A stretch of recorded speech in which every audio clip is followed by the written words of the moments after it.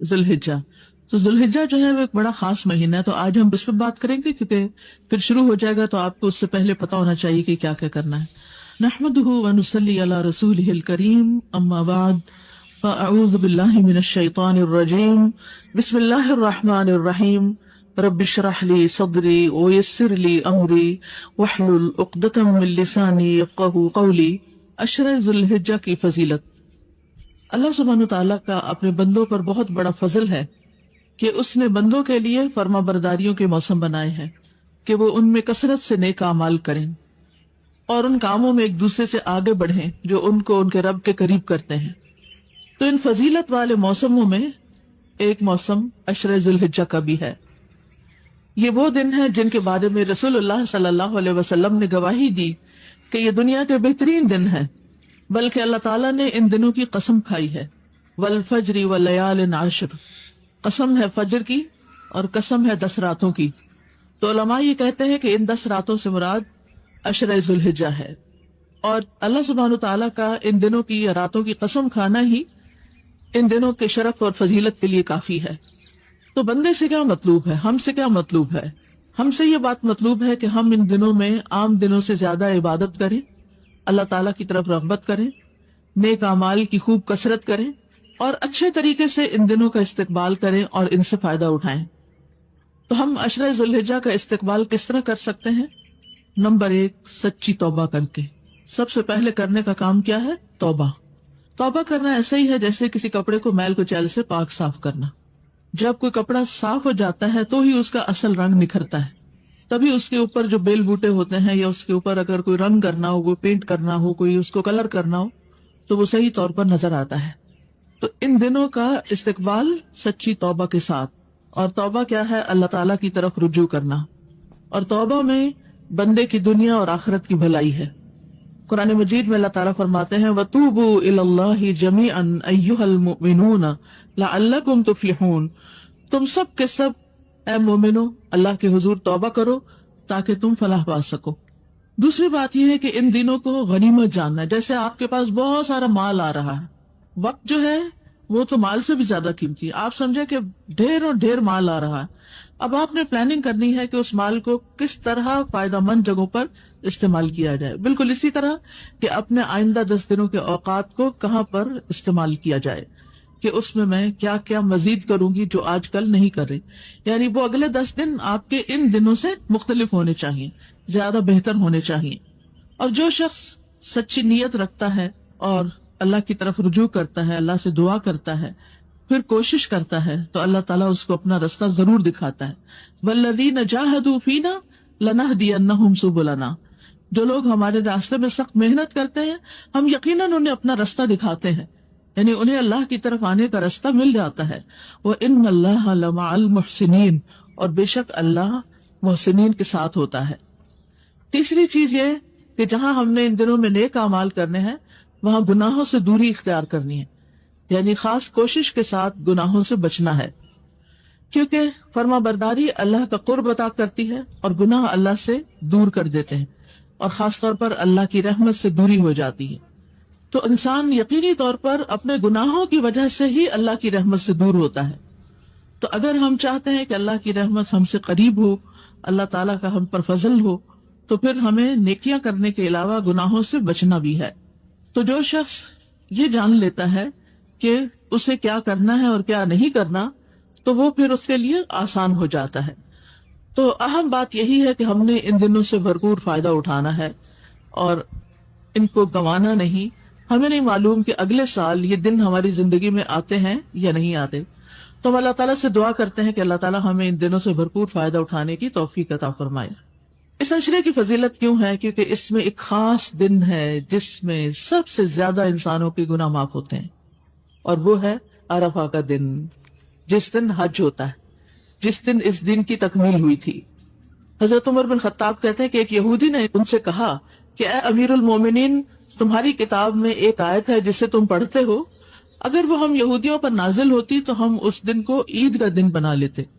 آپ نے پوچھا وہ کون سی آیت ہے؟ اس نے جواب دیا یہ المائدہ کی آیت ہے، الیوم اکملت لکم دینکم واتممت علیکم نعمتی ورضیت لکم الاسلام دینا. عمر رضی اللہ عنہ نے فرمایا ہم اس دن اور اس مقام کو خوب جانتے ہیں جب یہ آیت رسول اللہ صلی اللہ علیہ وسلم پر نازل ہوئی. اس وقت آپ عرفات میں جمعہ کے دن کھڑے تھے.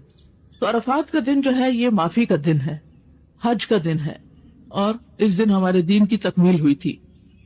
نبی صلی اللہ علیہ وسلم نے فرمایا تمہارا دوپہر کے بعد عرفات میں کھڑے ہونا اللہ تعالیٰ آسمانی دنیا پر نازل ہوتا ہے اور فرشتوں سے تم پر فخر کرتا ہے اور فرماتا ہے کہ میرے بندے میرے پاس کھلے اور گہرے راستے سے پراگندہ حالت میں آئے ہیں جو میری رحمت اور جنت کے امیدوار ہیں.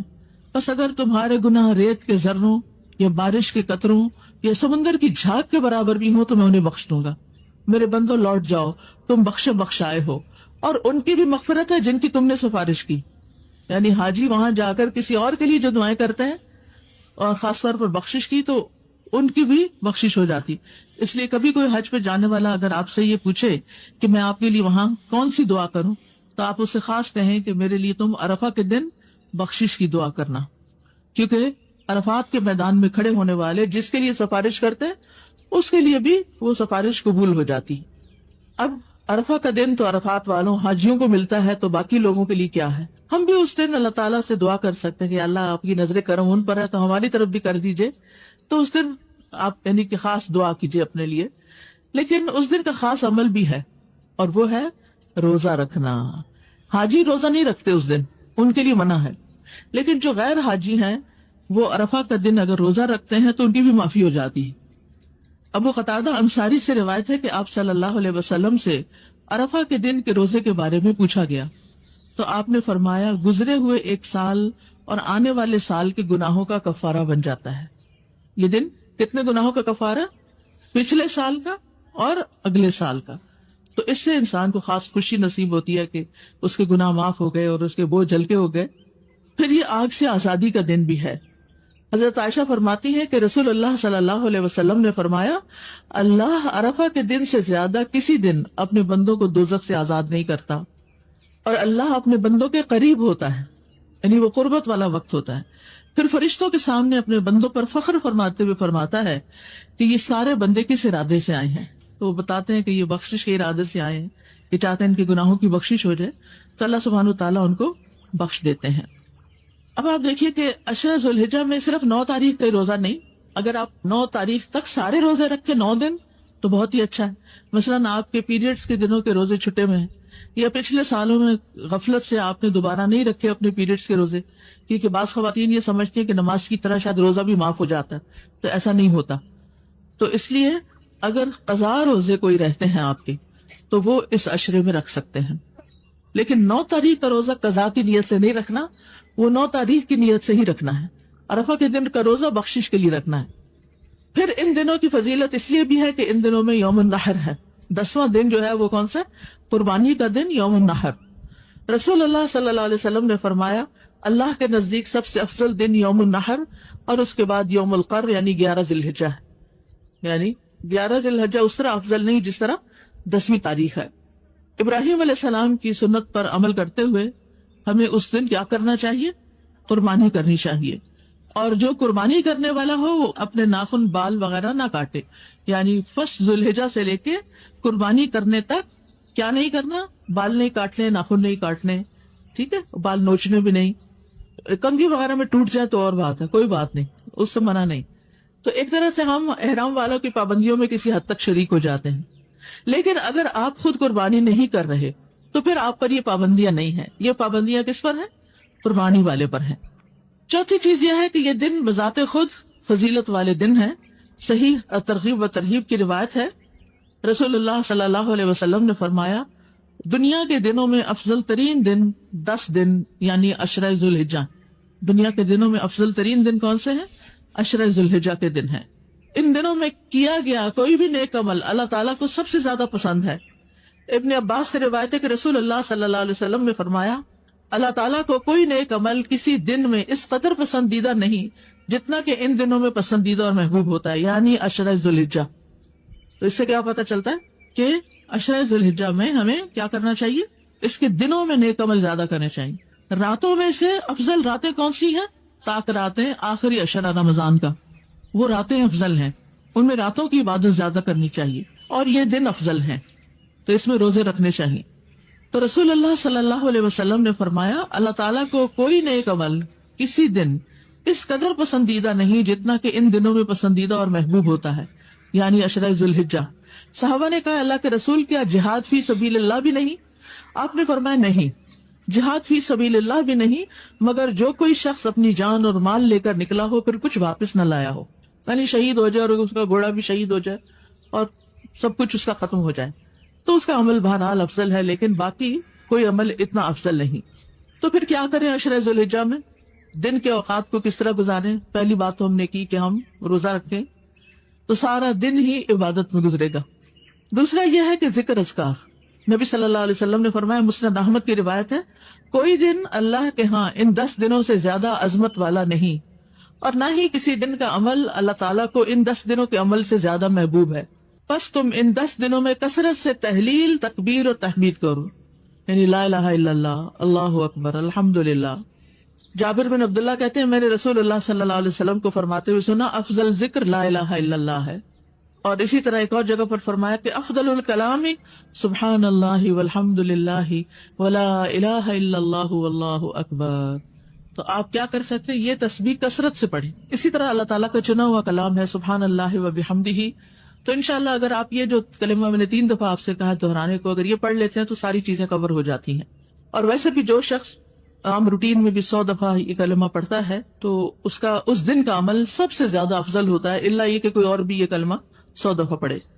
پھر یہ کہ دوسرا کرنے کا کام قرآن کی تلاوت، جتنی آپ کر رہے ہیں اس سے کچھ نہ کچھ زیادہ بڑھا دیں، ہو سکے تو ایک قرآن پورا مکمل کریں، کیونکہ قرآن کے ایک حرف کی تلاوت کا اجر 10 نیکیاں ہیں، اور قرآن جو ہے یہ سفارش کرے گا۔ رسول اللہ صلی اللہ علیہ وسلم نے فرمایا قرآن مجید کی تلاوت کرو، بلا شبہ قیامت کے دن یہ اپنے ساتھیوں کی سفارش کے لیے آئے گا، اور قاری قرآن کے لیے عزت کا تاج اور لباس ہوگا، کس طرح سجایا جائے گا۔ تو کتنی خوشی کی بات ہے ان لوگوں کے لیے جو حافظ قرآن ہیں، ان کو تو کم از کم ان 10 دنوں میں ضرور ایک دفعہ پورا قرآن پڑھ لینا چاہیے، کیونکہ وہ تو 20 منٹ میں 1 سپارہ پڑھ لیتے ہیں، اور 1 گھنٹہ لگائے تو 3 سپارے روز ہو جائیں گے، اور 10 دنوں میں پورا قرآن مکمل ہو جائے گا۔ نبی صلی اللہ علیہ وسلم نے فرمایا قیامت کے دن قرآن مجید آئے گا اور کہے گا اے میرے رب اس قاری قرآن کو زیور پہنا دیجیے۔ زیور کا شوق ہے آپ کو؟ گولڈ کی چوڑیاں، ہار، انگوٹھیاں، کانٹے اور بروش اور بٹن جو بھی مل جائے سب بھی اچھا لگتا ہے، عورتوں کو تو بہرحال پسند ہوتا ہے، اور میں نے دیکھا چھوٹی چھوٹی بچیوں کو بھی بہت پسند ہوتا ہے۔ میری نواسیوں کو تو جیولری اتنی پسند ہے کہ اگر انہیں جیولری کا تحفہ دے دیا جائے تو سمجھے سب کچھ ہو گیا، سب کچھ مل گیا ان کو۔ تو ایک فطری سی چیز ہے، قرآن بھی کہتا ہے نا فَمَن يُنَشَّأُ فِي الْحِلْيَةِ، بھلا وہ جو زیورات میں پالی جاتی ہے، تو اس میں کوئی برائی اور قباحت نہیں ہے، یہ ہماری تعریف ہے۔ تو لیکن دنیا میں بعض اوقات انسان کی یہ خواہشات اور حسرتیں پوری نہیں ہوتی، اگر یہ خواہش ہے تو قرآن کی تلاوت کی کثرت کر لیں، کیونکہ اللہ تعالیٰ کے پاس قرآن سفارش کرے گا کہ اے میرے رب اس قاری قرآن کو زیور پہنا دیجئے، تو اس شخص کو عزت کا تاج پہنایا جائے گا۔ قرآن مجید پھر کہے گا اے رب اور زیادہ اس کی عزت افزائی فرمائیے، ابھی اور بھی، تو اس قرآن پڑھنے والے کو عزت کا لباس پہنایا جائے گا۔ قرآن مجید کہے گا اے میرے رب اس سے راضی ہو جائیے، تو اللہ اس شخص سے راضی ہو جائے گا۔ پھر فرمائے گا قرآن پڑھتے جاؤ اور جنت کے درجات چڑھتے جاؤ، ہر آیت کے ساتھ ایک نیکی بھی زیادہ کر دی جائے گی۔ یاد رکھیے کوئی عمل ایسا نہیں کہ جس کی نیکی قیامت کے دن بھی ملے سوائے قرآن کے۔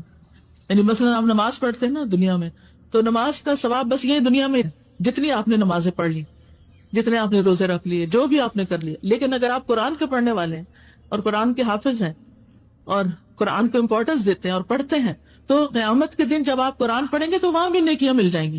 کتنی بڑی فضیلت ہے، وہ خیر مما یجمعون۔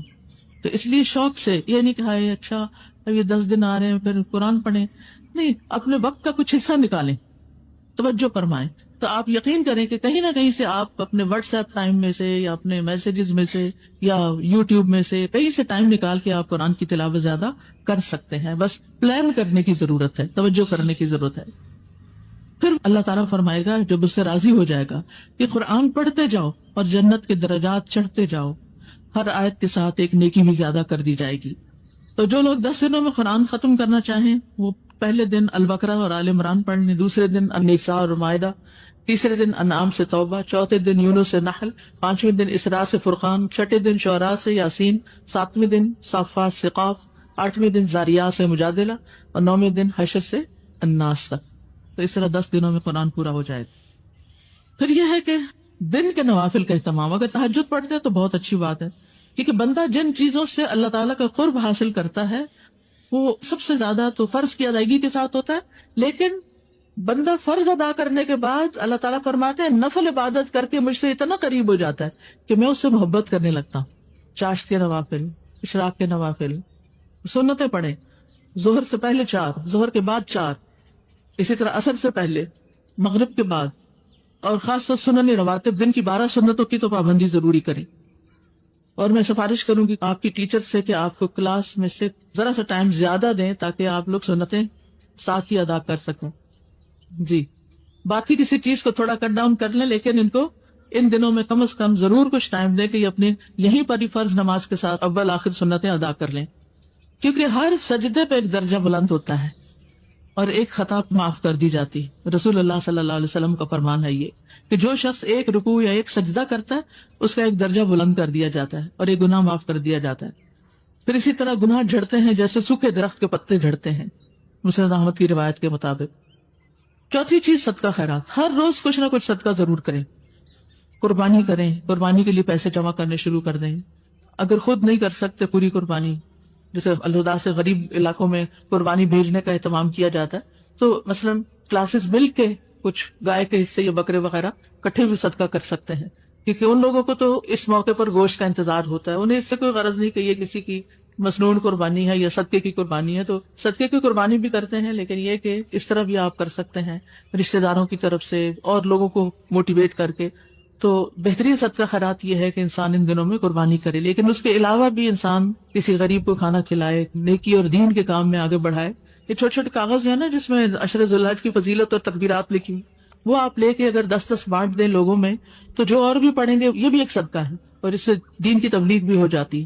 اور صدقہ کرنے کو معمولی نہیں سمجھنا چاہیے، کیونکہ کھجور کا ایک ٹکڑا بھی آگ سے بچانے کے لیے کافی ہو سکتا ہے اگر آپ اخلاص کے ساتھ صدقہ کرتے ہیں. اور جو اللہ کی راہ میں فی سبیل اللہ کوئی چیز خرچ کرتا ہے تو اس کے لیے اس کا 700 گنا اجر لکھا جاتا ہے. تو اللہ کے راستے میں کیا ہوتا ہے؟ اللہ کے دین کے راستے میں. پھر روزوں کا اہتمام، روزے کا بدلہ صرف اللہ ہی دے سکتا ہے بندے کو. روزہ ایسی چیز ہے جس کے برابر کچھ نہیں، یعنی کہ بہت زبردست نیکی ہے.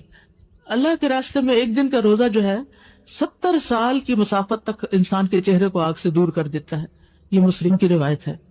جیسے شروع میں نے عرض کیا تھا کہ نیکیاں کرنے کے ساتھ ساتھ کچھ چیزیں نہیں بھی کرنی، اور ان میں ظلم کی ممانعت ہے. ان دنوں میں کسی پر ظلم زیادتی نہیں کرنی، حرمتوں کا پاس کرنا ہے، جان مال اور عزت کا خیال رکھنا ہے. تو ایک مسلمان کی ہر چیز دوسرے مسلمان پر حرام ہے، اس کا خون، اس کا مال اور اس کی عزت و آبرو. یعنی کسی کے مال کو نقصان نہیں دینا، کسی کا مال نہیں چرانا، کسی کو کوئی تکلیف نہیں دینی، حتیٰ کہ کوئی زخم نہیں لگانا. خون سے مراد صرف نہیں کہ قتل کرنا، یعنی کسی کے ساتھ کوئی ایسے ظلم و زیادتی نہیں کرنی کہ آپ کی وجہ سے اس کا خون بہے، چاہے وہ قطرہ ہی کیوں نہ ہو. اور اسی طرح اس کی عزت و آبرو، کسی کی غیبت نہیں کرنی، غیبت سے پرہیز کرنا ہے، لام تام سے پرہیز کرنا ہے، گالی گلوچ سے پرہیز کرنا ہے، بد کلامی اور فحش گوئی اور سخت باتیں کرنے سے پرہیز کرنا ہے. یہ چند چیزیں ہیں مختصر سی کہ جن کو یاد رکھنا ضروری ہے. الحمدللہ اسٹال پر ذوالحجہ اور قربانی کا پیمفلٹ بھی موجود ہے، پھر عشرہ ذوالحج کی فضیلت بھی موجود ہے، اردو میں بھی ہے، انگلش میں بھی ہے. تو خود بھی پڑھیں اور دوسروں کو بھی پڑھائیں. تو جو لوگ بھی نیکی کریں گے وہ سب آپ کے لیے صدقہ جاریہ لکھا جائے گا، کیونکہ الدال علی الخیر کفاعلہ، جو خیر کی دعوت دینے والا ہوتا ہے وہ اس کے کرنے والے کی طرح ہوتا ہے. استاذہ یہ اللہ تعالیٰ کا کتنا احسان ہے نا کہ ہر تھوڑے عرصے بعد ایسے نیکیوں کے موسم آ جاتے ہیں. اور جب ماشاءاللہ آپ نے ابتدا میں ہی ویسے بولا تو یاد دہانی ہو گئی، تو کتنا انسان کو موٹیویشن بھی ملتی ہے، عمل کی بھی توفیق. الحمدللہ استاذہ جی، آج ہم نے سورۃ الفجر پڑھی اور اتنا بڑی اللہ کی رحمت اور قرآن کا معجزے کا اس بات تھا کہ اللہ تعالیٰ نے صحیح ٹائم پہ صحیح ایسے جیسے آیات ہمارے لیے ہی نازل ہوئی ہیں، تو بہت زیادہ شکر آ رہا تھا.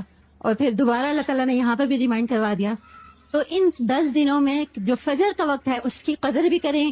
طلوع فجر کے ساتھ اٹھ جانا، تلاوت قرآن کرنا، فجر کی نماز وقت پر ادا کرنا. اور پھر دیکھیے کہ سورہ فجر کے شروع میں اللہ تعالیٰ نے کچھ کام بتا دیے اور اینڈ پہ بتایا کہ نفس مطمئنہ. تو وہ نفس مطمئنہ حاصل کرنے کے لیے ضروری ہے کہ ہم وہ کام کریں جو اللہ تعالیٰ نے بتایا. سر جی جیسے یہ کہ مثلاً اب آج ہے نا انشاءاللہ کہ چاند دیکھیں گے تو جیسے کل ہم نے اپنے ناخن واخن سارے کاٹ واٹ لیے اور بچوں کو بھی یہی کیا, ان کے بھی کٹوا دیے اور سارے بال شال جس نے کرانے تھے, تو اس نیت سے کہ بچوں کو بھی مطلب اس کا اجر ملے گا اور وہ بھی اگر پابندی کرے, مطلب وہ قربانی میں شامل تو ہے نا, وہ بھی جو قربانی ہو رہی ہے وہ سب گھر والوں کی طرف سے ہی ہو رہی ہے. ہاں لیکن جو کر رہا ہوتا ہے پابندی اصل میں اس کے اوپر ہوتی ہے, باقی ویسے شریک ہوتے ہیں لیکن کرنا چاہیے یعنی اجر ملے گا باقیوں کو بھی جو انشاءاللہ کر کر رہے لیں. ان سب کو بھی تھوڑے تھوڑے پیسے لے کے اس طرح ڈلوا دیں, یعنی چاہے 10 روپے ہی ڈالیں, انہیں کہ آپ لوگ ڈالیں اس قربانی میں. سازا یہ اکثر سوال آتا ہے نا کہ حدیث میں جو ذکر ہے وہ یوم العرفہ کا ہے, روزے کا, تو وہ پھر ہمارے یہاں چونکہ ایک دن کا فرق ہو جاتا ہے, تو اس کے بارے میں تھوڑی سی وضاحت کر دیں. صوموا لرؤیتہ وافطروا لرؤیتہ, جب چاند نظر آئے گا تو جب سے تاریخ شروع ہوگی نا, اس سے ایک دن پہلے سے کیسے تاریخ بنا سکتے؟ جی نہیں, یوم العرفہ جب ہو رہا ہوتا ہے تو ایک ہی دن وہ ہوتا ہے. ٹھیک ہے, وہ تو ٹھیک ہے, اس دن بھی روزہ رکھ لیں بے شک, جی لیکن آپ کی نائنتھ جس دن یہاں ہوگی اس دن چھوڑے نہیں. ٹھیک ہے, ذوالحجہ کے سارا عشرہ ہی روزہ رکھ لیتا ہے جی انسان. جزاک اللہ. سازا ایک بات یہ شیئر کرنی تھی کہ جو میرے پپا ہیں ماشاءاللہ سے وہ ظہر سے عصر کے درمیان مسجد میں ہی رہتے ہیں. ایک دن مجھے پتا چلا کہ ماشاءاللہ وہ 5 پاروں کی ڈیلی تلاوت کرتے ہیں ماشاءاللہ ماشاءاللہ, اور ان کے چہرے پہ اتنی رونق ہے بہت زیادہ, مطلب ان کو دیکھ کے ایسا فیل ہوتا ہے وہ عالم اسکالر بھی نہیں ہے, عام ہیومن بینگ ہے. اصل بات تو عمل کی ہے نا. بالکل. اور ایک بات یہ میں شیئر کرنا چاہتی تھی اپنے اسٹوڈینٹس کے ساتھ, مجھ سے کسی نے سوال کیا تھا کہ باجی ہم کیا کریں, تو میں نے کہا تلاوت کریں. تو یہ ہے کہ میں نے اپنے لیے بھی یہ رکھا ہوا ہے کہ 5 نمازوں کے بعد آپ کسی سے بات نہ کریں, مصحف اٹھائیں تلاوت کریں. 5 ٹائمز آپ پری کر رہے ہیں, نماز پڑھ رہے ہیں, اس کے بعد تلاوت کر لیں, پھر اتنا مزہ آتا ہے کہ جو فری ٹائم ہوتا ہے اس میں دل نہیں چاہتا واٹس ایپ آن کریں, بس دل چاہتا ہے تلاوت ہی کریں. بالکل. یہ چند دن کی بات ہوتی ہے, شروع میں ذرا نفس کے اوپر بھاری ہوتا ہے کیونکہ ہم سلام پھیرتے ہی واٹس ایپ اٹھاتے ہیں, لیکن یہ کہ اگر چند دن قرآن اٹھانا شروع کر دیں تو پھر دل بھی نہیں چاہے گا. استاذہ ایک چیز کہ اللہ تعالیٰ نے ہمیں 2 خوشیاں دی ہیں, ان دونوں خوشیوں سے پہلے عبادت کا موقع رکھا ہے. یعنی رمضان میں بھی عید سے پہلے پورا رمضان ہم نے روزے رکھنے ہوتے, اور اس عشرے میں بھی یہی چیز. اور دوسری چیز سادہ قربانی کی, کل ہم کلاس میں بھی اپنی بات کر رہے تھے تفسیر کلاس میں, تو کچھ لوگ ایسے تھے کہ ان کو لگ رہا تھا کہ ہم نہیں کر سکتے, تو ہم نے کہا ہم ایسے کرتے ہیں کہ کمیٹی ڈال دیتے ہیں عید کے بعد, اور انشاءاللہ اگلی عید تک ہم پیسے جمع کر کے پھر ہم پوری کلاس, یعنی ہماری کلاس کے چند لوگ ہیں سورۃ القرآن کے, تو ہم کر لیں گے انشاءاللہ.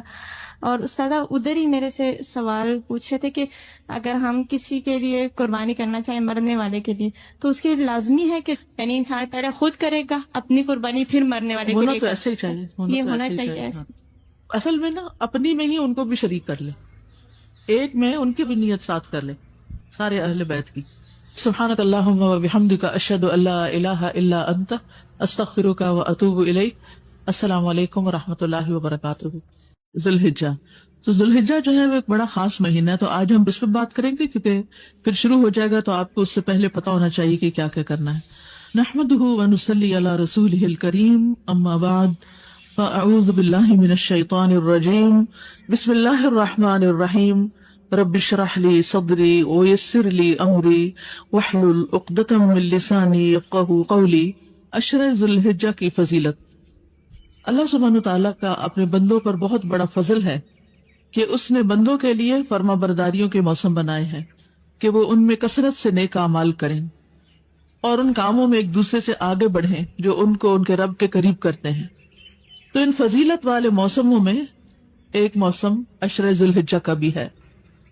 یہ وہ دن ہیں جن کے بارے میں رسول اللہ صلی اللہ علیہ وسلم نے گواہی دی کہ یہ دنیا کے بہترین دن ہیں, بلکہ اللہ تعالیٰ نے ان دنوں کی قسم کھائی ہے. والفجر ولیال عشر, قسم ہے فجر کی اور قسم ہے 10 راتوں کی. تو علماء یہ کہتے ہیں کہ ان 10 راتوں سے مراد عشرہ ذوالحجہ ہے, اور اللہ سبحانہ تعالیٰ کا ان دنوں کی یا راتوں کی قسم کھانا ہی ان دنوں کے شرف اور فضیلت کے لیے کافی ہے. تو بندے سے کیا مطلوب ہے, ہم سے کیا مطلوب ہے؟ ہم سے یہ بات مطلوب ہے کہ ہم ان دنوں میں عام دنوں سے زیادہ عبادت کریں, اللہ تعالیٰ کی طرف رغبت کریں, نیک اعمال کی خوب کثرت کریں اور اچھے طریقے سے ان دنوں کا استقبال کریں اور ان سے فائدہ اٹھائیں. تو ہم عشرہ ذوالحجہ کا استقبال کس طرح کر سکتے ہیں؟ نمبر 1, سچی توبہ کر کے. سب سے پہلے کرنے کا کام کیا ہے؟ توبہ. توبہ کرنا ایسا ہی ہے جیسے کسی کپڑے کو میل کچیل سے پاک صاف کرنا. جب کوئی کپڑا صاف ہو جاتا ہے تو ہی اس کا اصل رنگ نکھرتا ہے, تبھی اس کے اوپر جو بیل بوٹے ہوتے ہیں یا اس کے اوپر اگر کوئی رنگ کرنا ہو, کوئی پینٹ کرنا ہو, کوئی اس کو کلر کرنا ہو تو وہ صحیح طور پر نظر آتا ہے. تو ان دنوں کا استقبال سچی توبہ کے ساتھ, اور توبہ کیا ہے؟ اللہ تعالیٰ کی طرف رجوع کرنا. اور توبہ میں بندے کی دنیا اور آخرت کی بھلائی ہے. قرآن مجید میں اللہ تعالیٰ فرماتے ہیں وَتُوبُوا إِلَى اللَّهِ جَمِيعًا أَيُّهَا الْمُؤْمِنُونَ لَعَلَّكُمْ تُفْلِحُونَ. تم سب کے سب اے مومنو اللہ کے حضور توبہ کرو تاکہ تم فلاح پا سکو. دوسری بات یہ ہے کہ ان دنوں کو غنیمت جاننا ہے. جیسے آپ کے پاس بہت سارا مال آ رہا ہے, وقت جو ہے وہ تو مال سے بھی زیادہ قیمتی ہے. آپ سمجھے کہ ڈھیر اور ڈھیر مال آ رہا ہے. اب آپ نے پلاننگ کرنی ہے کہ اس مال کو کس طرح فائدہ مند جگہوں پر استعمال کیا جائے. بالکل اسی طرح کہ اپنے آئندہ 10 دنوں کے اوقات کو کہاں پر استعمال کیا جائے, کہ اس میں کیا کیا مزید کروں گی جو آج کل نہیں کر رہی. یعنی وہ اگلے 10 دن آپ کے ان دنوں سے مختلف ہونے چاہیے, زیادہ بہتر ہونے چاہیے. اور جو شخص سچی نیت رکھتا ہے اور اللہ کی طرف رجوع کرتا ہے, اللہ سے دعا کرتا ہے, پھر کوشش کرتا ہے, تو اللہ تعالیٰ اس کو اپنا رستہ ضرور دکھاتا ہے. وَالَّذِينَ جَاهَدُوا فِينَا لَنَهْدِيَنَّهُمْ سُبُلَنَا. جو لوگ ہمارے راستے میں سخت محنت کرتے ہیں ہم یقیناً انہیں اپنا رستہ دکھاتے ہیں, یعنی انہیں اللہ کی طرف آنے کا رستہ مل جاتا ہے. وَإِنَّ اللَّهَ لَمَعَ الْمُحْسِنِينَ. اور بے شک اللہ محسنین کے ساتھ ہوتا ہے. تیسری چیز یہ کہ جہاں ہم نے ان دنوں میں نیک اعمال کرنے ہیں وہاں گناہوں سے دوری اختیار کرنی ہے, یعنی خاص کوشش کے ساتھ گناہوں سے بچنا ہے, کیونکہ فرما برداری اللہ کا قرب عطا کرتی ہے اور گناہ اللہ سے دور کر دیتے ہیں, اور خاص طور پر اللہ کی رحمت سے دوری ہو جاتی ہے. تو انسان یقینی طور پر اپنے گناہوں کی وجہ سے ہی اللہ کی رحمت سے دور ہوتا ہے.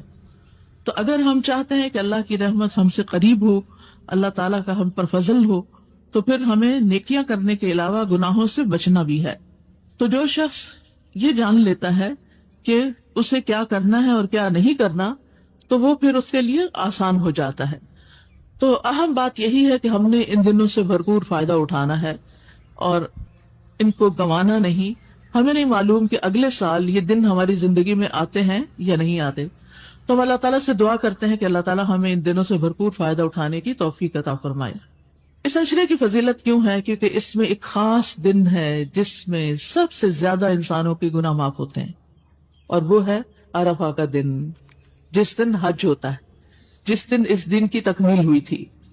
حضرت عمر بن خطاب کہتے ہیں کہ ایک یہودی نے ان سے کہا کہ اے امیر المومنین, تمہاری کتاب میں ایک آیت ہے جسے تم پڑھتے ہو, اگر وہ ہم یہودیوں پر نازل ہوتی تو ہم اس دن کو عید کا دن بنا لیتے.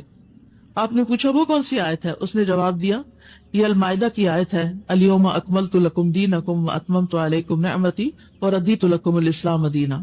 عمر رضی اللہ عنہ نے فرمایا ہم اس دن اور اس مقام کو خوب جانتے ہیں جب یہ آیت رسول اللہ صلی اللہ علیہ وسلم پر نازل ہوئی. اس وقت آپ عرفات میں جمعہ کے دن کھڑے تھے. تو عرفات کا دن جو ہے یہ معافی کا دن ہے, حج کا دن ہے, اور اس دن ہمارے دین کی تکمیل ہوئی تھی. نبی صلی اللہ علیہ وسلم نے فرمایا تمہارا دوپہر کے بعد عرفات میں کھڑے ہونا اللہ تعالیٰ آسمان دنیا پر نازل ہوتا ہے اور فرشتوں سے تم پر فخر کرتا ہے اور فرماتا ہے کہ میرے بندے میرے پاس کھلے اور گہرے راستے سے پراگندہ حالت میں آئے ہیں جو میری رحمت اور جنت کے امیدوار ہیں.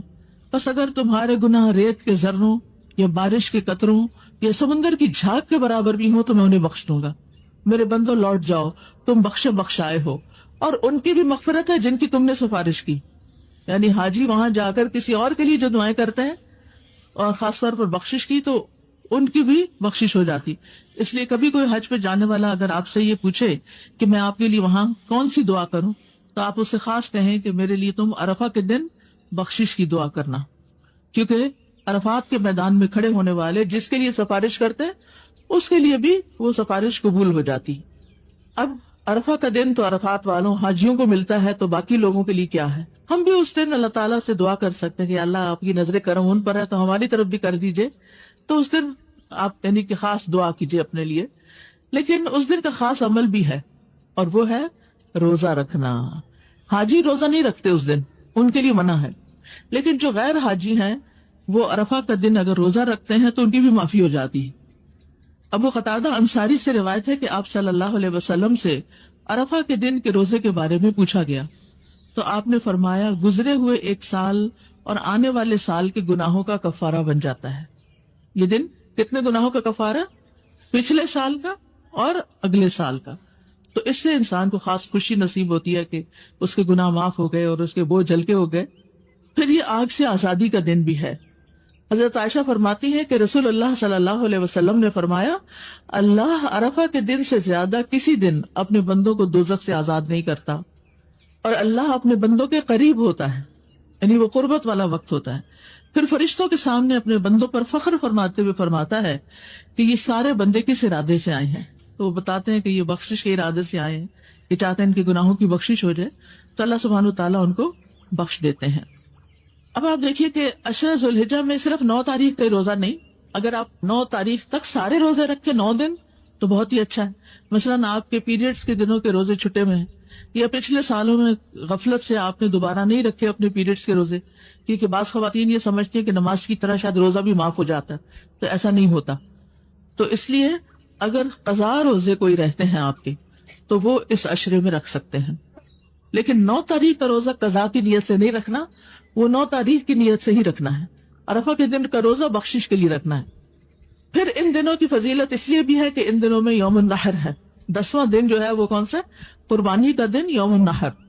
رسول اللہ صلی اللہ علیہ وسلم نے فرمایا اللہ کے نزدیک سب سے افضل دن یوم النحر اور اس کے بعد یوم القر یعنی 11 ذی الحجہ ہے. یعنی 11 ذی الحجہ اس طرح افضل نہیں جس طرح 10ویں تاریخ ہے.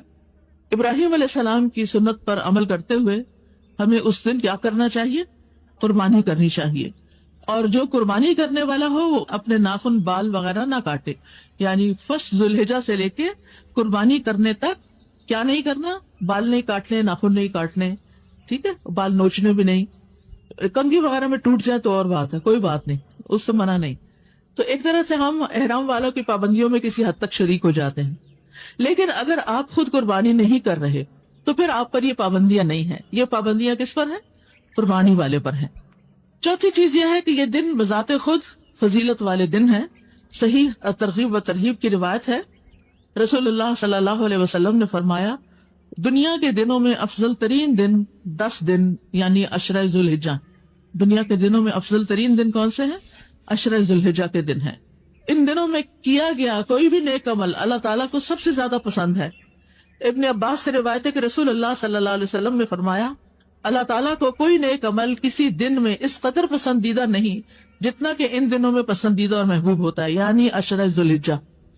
تو اس سے کیا پتہ چلتا ہے کہ عشرہ ذی الحجہ میں ہمیں کیا کرنا چاہیے؟ اس کے دنوں میں نیک عمل زیادہ کرنے چاہیے. راتوں میں سے افضل راتیں کون سی ہیں؟ طاق راتیں، آخری عشرہ رمضان کا، وہ راتیں افضل ہیں، ان میں راتوں کی عبادت زیادہ کرنی چاہیے، اور یہ دن افضل ہیں تو اس میں روزے رکھنے چاہیے. تو رسول اللہ صلی اللہ علیہ وسلم نے فرمایا اللہ تعالیٰ کو کوئی نیک عمل کسی دن اس قدر پسندیدہ نہیں جتنا کہ ان دنوں میں پسندیدہ اور محبوب ہوتا ہے، یعنی عشرہ ذی الحجہ. صحابہ نے کہا اللہ کے رسول کیا جہاد فی سبیل اللہ بھی نہیں؟ آپ نے فرمایا نہیں، جہاد فی سبیل اللہ بھی نہیں، مگر جو کوئی شخص اپنی جان اور مال لے کر نکلا ہو پھر کچھ واپس نہ لایا ہو، یعنی شہید ہو جائے اور اس کا گھوڑا بھی شہید ہو جائے اور سب کچھ اس کا ختم ہو جائے تو اس کا عمل بہرحال افضل ہے، لیکن باقی کوئی عمل اتنا افضل نہیں. تو پھر کیا کریں عشرہ ذی الحجہ میں؟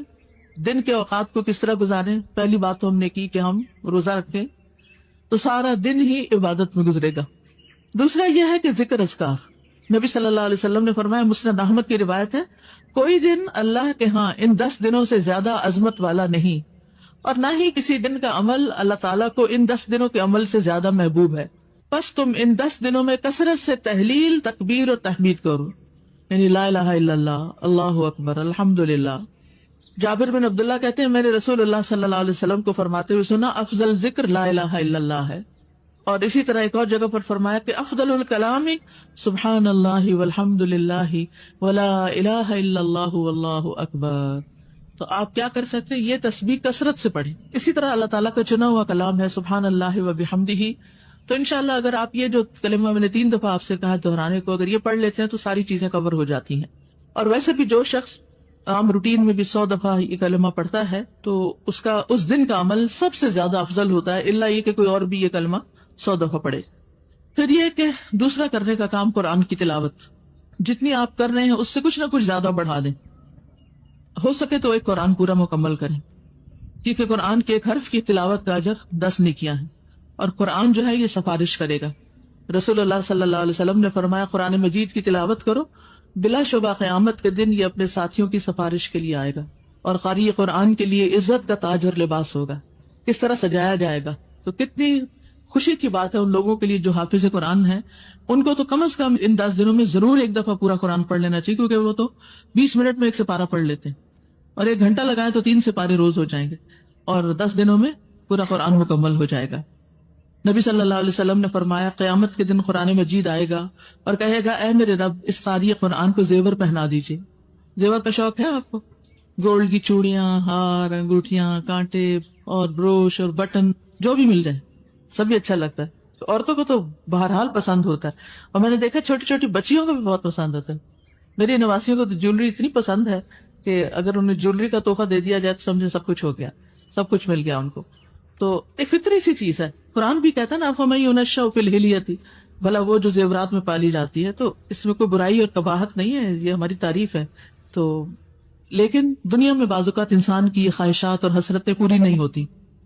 اگر یہ خواہش ہے تو قرآن کی تلاوت کی کثرت کر لیں, کیونکہ اللہ تعالیٰ کے پاس قرآن سفارش کرے گا کہ اے میرے رب اس قاری قرآن کو زیور پہنا دیجئے, تو اس شخص کو عزت کا تاج پہنایا جائے گا. قرآن مجید پھر کہے گا اے رب اور زیادہ اس کی عزت افزائی فرمائیے, ابھی اور بھی. تو اس قرآن پڑھنے والے کو عزت کا لباس پہنایا جائے گا. قرآن مجید کہے گا اے میرے رب اس سے راضی ہو جائیے, تو اللہ اس شخص سے راضی ہو جائے گا. پھر فرمائے گا قرآن پڑھتے جاؤ اور جنت کے درجات چڑھتے جاؤ, ہر آیت کے ساتھ ایک نیکی بھی زیادہ کر دی جائے گی. یاد رکھیے کوئی عمل ایسا نہیں کہ جس کی نیکی قیامت کے دن بھی ملے سوائے قرآن کے. یعنی مثلا آپ نماز پڑھتے ہیں نا دنیا میں, تو نماز کا ثواب بس یہ دنیا میں جتنی آپ نے نمازیں پڑھ لی, جتنے آپ نے روزے رکھ لیے, جو بھی آپ نے کر لیا. لیکن اگر آپ قرآن کے پڑھنے والے ہیں اور قرآن کے حافظ ہیں اور قرآن کو امپورٹنس دیتے ہیں اور پڑھتے ہیں, تو قیامت کے دن جب آپ قرآن پڑھیں گے تو وہاں بھی نیکیاں مل جائیں گی. کتنی بڑی فضیلت ہے. وہ خیر مما یجمعون. تو اس لیے شوق سے یہ نہیں کہا ہے اچھا اب یہ 10 دن آ رہے ہیں پھر قرآن پڑھیں, نہیں, اپنے وقت کا کچھ حصہ نکالیں, توجہ فرمائیں. تو آپ یقین کریں کہ کہیں نہ کہیں سے آپ اپنے واٹس ایپ ٹائم میں سے یا اپنے میسیجز میں سے یا یوٹیوب میں سے کہیں سے ٹائم نکال کے آپ قرآن کی تلاوت زیادہ کر سکتے ہیں. بس پلان کرنے کی ضرورت ہے, توجہ کرنے کی ضرورت ہے. پھر اللہ تعالیٰ فرمائے گا جب اس سے راضی ہو جائے گا کہ قرآن پڑھتے جاؤ اور جنت کے درجات چڑھتے جاؤ, ہر آیت کے ساتھ ایک نیکی بھی زیادہ کر دی جائے گی. تو جو لوگ 10 دنوں میں قرآن ختم کرنا چاہیں وہ پہلے دن البقرہ اور آل عمران پڑھ لیں, دوسرے دن النساء اور مائدہ, تیسرے دن انعام سے توبہ, چوتھے دن یونس سے نحل, پانچویں دن اسراء سے فرقان, چھٹے دن شعراء سے یاسین, ساتویں دن صافات سے قاف, آٹھویں دن زاریات سے مجادلہ, اور نویں دن حشر سے الناس تک. تو اس طرح 10 دنوں میں قرآن پورا ہو جائے گا. پھر یہ ہے کہ دن کے نوافل کا اہتمام, اگر تہجد پڑھتے ہیں تو بہت اچھی بات ہے, کیونکہ بندہ جن چیزوں سے اللہ تعالیٰ کا قرب حاصل کرتا ہے وہ سب سے زیادہ تو فرض کی ادائیگی کے ساتھ ہوتا ہے. لیکن بندہ فرض ادا کرنے کے بعد اللہ تعالیٰ فرماتے ہیں نفل عبادت کر کے مجھ سے اتنا قریب ہو جاتا ہے کہ میں اس سے محبت کرنے لگتا ہوں. چاشت کے نوافل, اشراق کے نوافل, سنتیں پڑھیں, ظہر سے پہلے 4, ظہر کے بعد 4, اسی طرح عصر سے پہلے, مغرب کے بعد, اور خاص طور سنن رواتب دن کی 12 سنتوں کی تو پابندی ضروری کریں. اور میں سفارش کروں گی آپ کی ٹیچر سے کہ آپ کو کلاس میں سے ذرا سا ٹائم زیادہ دیں تاکہ آپ لوگ سنتیں ساتھ ہی ادا کر سکیں. جی, باقی کسی چیز کو تھوڑا کٹ ڈاؤن کر